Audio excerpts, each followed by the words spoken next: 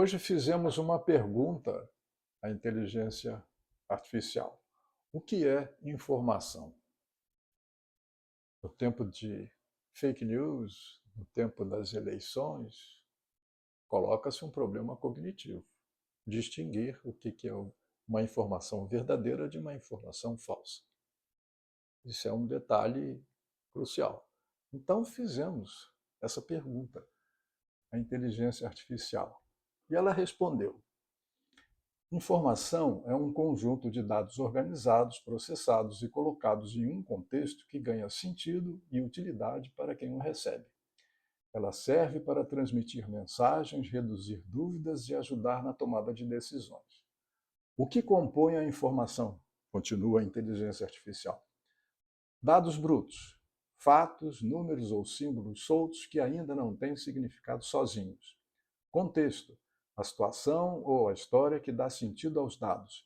Mensagem, o conteúdo que é passado de uma pessoa ou sistema para outra. Diferença entre dado, informação e conhecimento.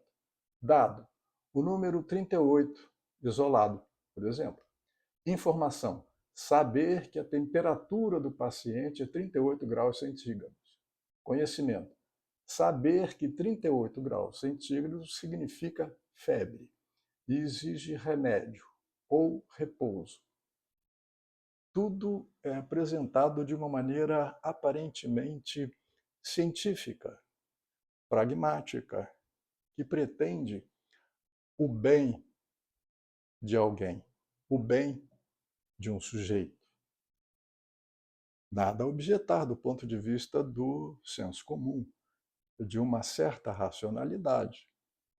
Só que vem um filósofo como Gilles Deleuze, que coloca na mesa essa definição. Uma informação é um conjunto de palavras de ordem. A informação é um sistema de controle. A informação como palavra de ordem. Qualquer informação, qualquer, científica ou não, pretende influenciar o outro, comandar o outro. O que está excluído na intenção de fazer o bem? Está excluído um certo sujeito que tem interesse nisso. Na inteligência artificial, não temos um sujeito a quem interpelar, a não ser que mudemos de plano e comecemos a nos indagar a respeito dos donos, dos proprietários da inteligência artificial. Eles podem ser nomeados. Hoje em dia, né, há uma informação muito grande a respeito desses sujeitos. Sujeitos que comandam meios de produção. Sujeitos que são donos do poder. É o que a psicanálise, concordando com um filósofo, Gilles Deleuze, denomina de implicação subjetiva. É o que, por exemplo, o conjunto de rock Tears for Fears diz: Everybody wants to rule the world. Todo mundo quer dominar, mandar, em graus variados. Então,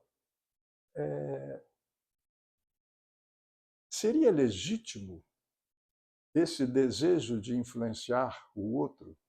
Sim, em certos termos, sim.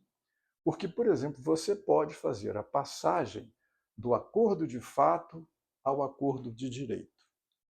Por exemplo, a noção de contrato, que vem de Jean-Jacques Rousseau, por exemplo, do início do capitalismo, que parece substituir com vantagem a dominação feudal do senhor de escravos, do senhor do servo, para uma relação aparentemente igualitária, aparentemente neutra, benigna, que é o proprietário e o empregado. Parece que não é uma relação que leva alguém a ter um benefício extra. Nesse sentido, a gente pode entender que toda noção de contrato é favorável a um contrato leonino. Alguém sempre leva a vantagem quando se utiliza a noção de contrato. Alguém vai sair perdendo. E a parte do leão a gente sabe que é a do dono, a do proprietário. Se você não se submete às regras de emprego, você não tem esse emprego. Se você não se submete às regras de arranjar uma casa, você não atende às necessidades das empresas imobiliárias. Então, há sempre um leão que fica com a maior parte, com a melhor parte.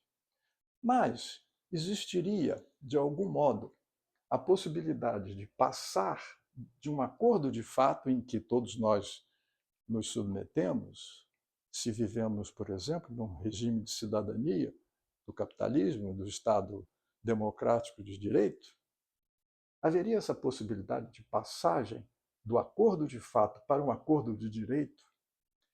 Sim, responde a teoria da argumentação, a nova retórica proposta por Chaim Perelman, que levanta uma discussão com Lacan, que o aprecia, que o valoriza pela sua nova retórica, pela nova teoria da argumentação, a noção de argumentação, como está aqui no artigo A Metáfora do Sujeito, que está nos escritos de Lacan, na página 903. Então, a noção de argumentação remete à problemática dos sofistas. Já falamos há algum tempo, né, nesse dito de Lacan que estamos retomando, de que o psicanalista é a presença do sofista em nossa época, só que com outro estatuto. Então, a importância do relativismo do conhecimento apresentado pelos sofistas, a importância da retórica, a importância da eloquência, a importância de tentar convencer o outro na luta política, o desejo de influência, que é humanamente admissível. Então, partindo dessa noção de que informação é um sistema de controle, o filósofo Gilles Deleuze desenvolve essa ideia valendo-se, por exemplo, da noção de sociedade de controle proposta por outro filósofo, Michel Foucault, e que ele faz uma recapitulação de um primeiro Foucault que fala numa sociedade disciplinar, por exemplo, em que o exercício do poder está nas escolas, na família, na fábrica, numa dimensão de micropoder, e que era apenas o primeiro passo no entendimento do poder por parte do Foucault. Ele vai mais adiante e vê que, por exemplo, nós fizemos uma passagem da noção da sociedade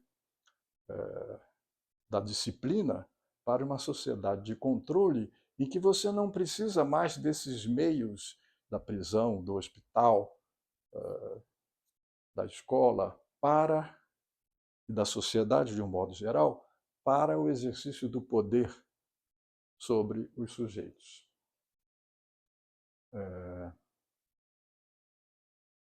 O futuro já chegou, na medida em que essa sociedade de controle estende o seu poder aos domicílios. Nós trabalhamos em casa. Nós podemos, por exemplo, ter o sonho da liberdade da literatura americana, de sair pelo mundo, de sair, em princípio, nos Estados Unidos, on the road, pegar a estrada, ter a liberdade, é o sonho. O sonho de liberdade é andar livremente nas estradas, fazer uma literatura com base nisso, fazer um cinema com base nisso, nós não deixamos de estar presos, enclausurados dentro de um sistema que não precisa recorrer a métodos brutais. Já estamos dentro do algoritmo, já estamos dentro da inteligência artificial, já estamos dentro de um comando que se faz do pensamento, na sua emoção, no seu sofrimento, e que lhe dá palavras de ordem para o exercício de uma suposta cura, numa tentativa de fazer uma adaptação do sujeito a uma situação em que é impossível o sujeito se adaptar. Daí as derivações todas das doenças trabalhistas exploradas pela medicina, pela psicologia e apontadas também, reconhecidas também pela psicanálise, os burnouts. E a crítica a toda tentativa terapêutica de tentar, de procurar adaptar o sujeito a alguma coisa que é inadaptável, a uma situação insuportável do ponto de vista da adaptação. A coisa vai mesmo, no entendimento de Deleuze, a coisa vai mesmo no âmbito dos sonhos.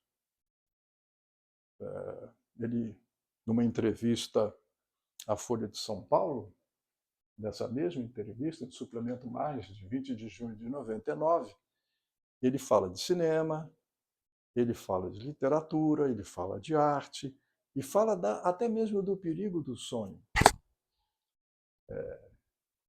O perigo dos sonhos é você ser sonhado pelo outro. É um risco você ser sonhado pelo sonho de alguém. Alguém que sonha você. Daí, por exemplo, a negação de um psicanalista, M.D. Magno, que tem um trabalho cujo título é Não me sonhem, não me outrem. Deleuze diz, bom, está lá aquela moça graciosa, aparentemente frágil, simpática, amorosa, e que sonha você, objeto direto. Está aí no sonho um desejo. Um desejo, entre outros, de domínio, um desejo de controle. Essa moça graciosa quer que você seja para ela, quer que você seja a projeção do narcisismo dela, por exemplo.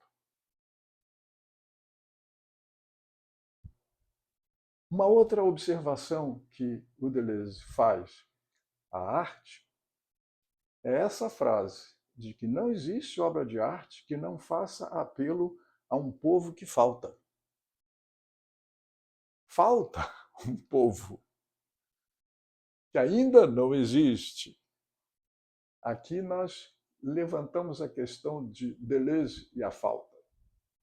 Frequentemente, Deleuze é apontado, com razão, como um filósofo que nega a falta apontada pela psicanálise, por Freud, por Lacan. Então, existe ou não existe a falta, Deleuze?